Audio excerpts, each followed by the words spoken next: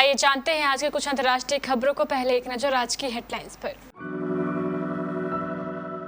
Serum संस्थान के CEO आदार पूनावाला को मिली वाई श्रेणी की सुरक्षा।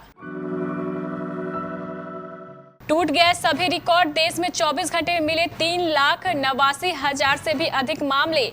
3,646 की मौत। महाराष्ट्र में सर्वाधिक मौतें।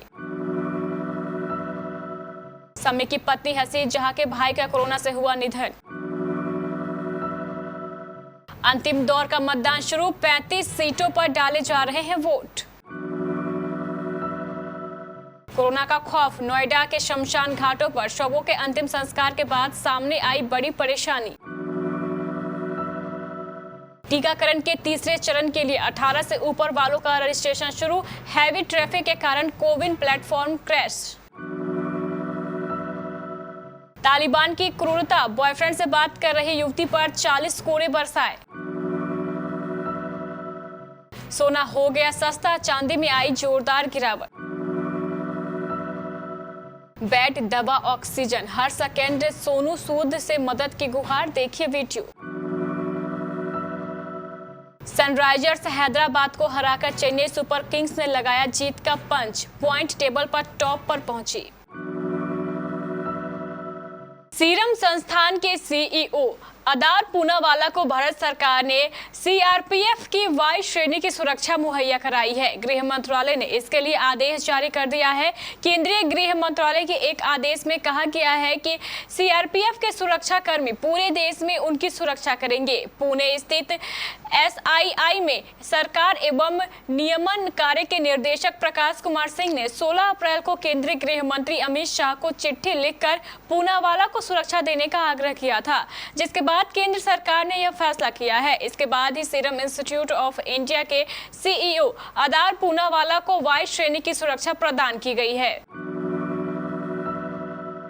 देश में कोरोना का कहर लगातार बढ़ता जा रहा है। बीते 24 घंटे में 3,89,000 से अधिक नए मामले सामने आए हैं। इतनी बड़ी संख्या में पहली बार इतने मामले दर्ज किए गए हैं। इन्हें मिलाकर अब तक संक्रमित हुए लोगों की कुल संख्या 1,83,68,096 हो गई है। इस दौरान 3,646 मौतें भी हुई। महाराष्ट्र में 135 और दिल्ली में 368 लोगों ने जान गंवाई। इस तरह अब तक इस बीमारी से मरने वालों की संख्या 2,04,812 हो गई है। दक्षिण भारत के राज्य केरल और कर्नाटक में भी तेजी से मामले बढ़ रहे हैं।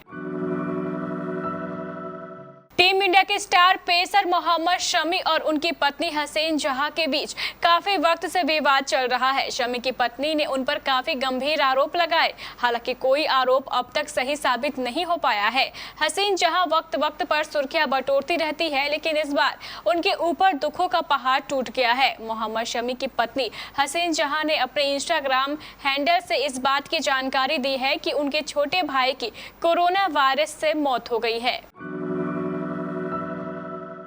बंगाल विधानसभा चुनाव का 8वां व अंतिम चरण का मतदान आज गुरुवार को संपन्न होगा। सुबह 7 बजे से वोट डालने शुरू हो गए हैं। कोरोना महामारी के बीच यह वोट डाले जा रहे हैं।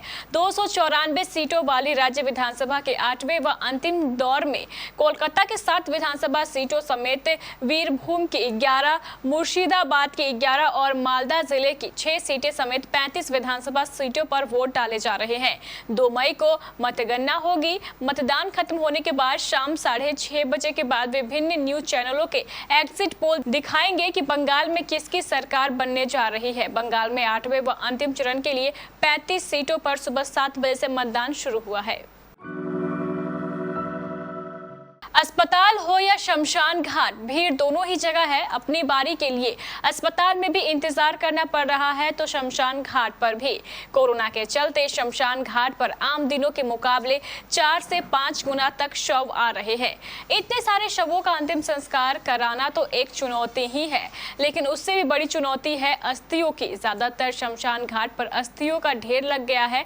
गौरतलब रहे कि लोगों को कोरोना के डर से परिजनों की अस्थियां लेने के लिए दूसरे दिन शमशान घाट भी नहीं आ रहे हैं। जहां अब बिल्कुल भी जगह नहीं बची है, वहां धार्मिक परंपरा तोड़ते हुए कुछ लोग उसी दिन अस्थियां ले जाने को मजबूर है। कुछ ऐसा ही हाल नोएडा के सेक्टर 94 में स्थित शमशान घाट का भी है।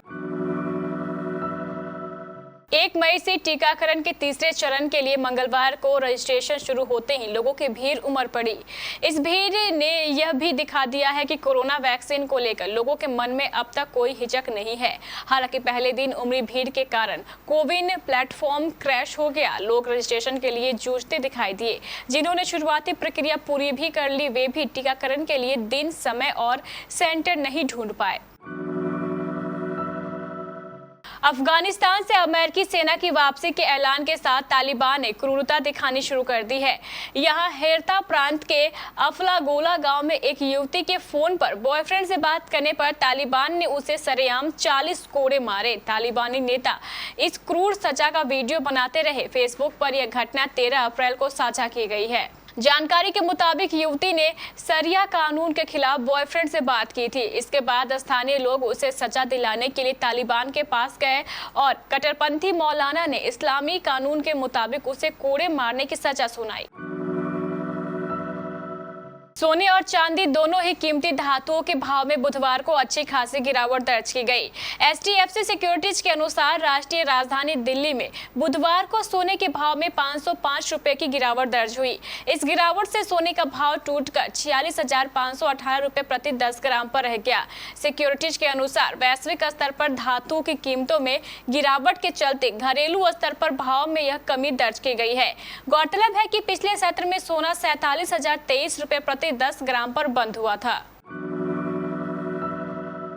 बॉलीवुड एक्टर और गरीबों के मसीहा सोनू सूद एक बार फिर कोरोना पीड़ितों की मदद में लगे हुए हैं।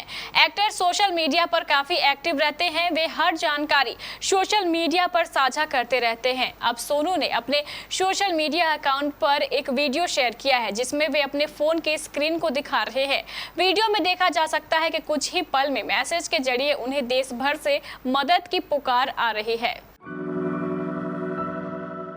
सलामी बल्लेबाजों ऋतुराज गायकवाड़ और डुप्लेसी के अर्धशतक और दोनों के बीच शतकीय साझेदारी से Chennai Super Kings Indian Premier League में बुधवार को सनराइजर्स हैदराबाद को 7 विकेट से हराकर लगातार 5वीं जीत के साथ अंक तालिका में शीर्ष पर पहुंच गया। सुपर किंग्स के 6 मैचों में यह 5वीं जीत है और टीम 10 अंक के साथ शीर्ष पर है। रॉयल चैलेंजर्स बेंगलुरु के भी इतने ही अंक है, लेकिन बेहतर नेट रन रेट के कारण चेन्नई की टीम शीर्ष पर है। सनराइजर्स की टीम 6 मैचों में 5वीं हार के बाद 2 अंक के साथ अंतिम पायदान पर है। तो ये थी हमारी कुछ अंतर्राष्ट्रीय खबरें। चलेंगे प्राइम स्टूडियो।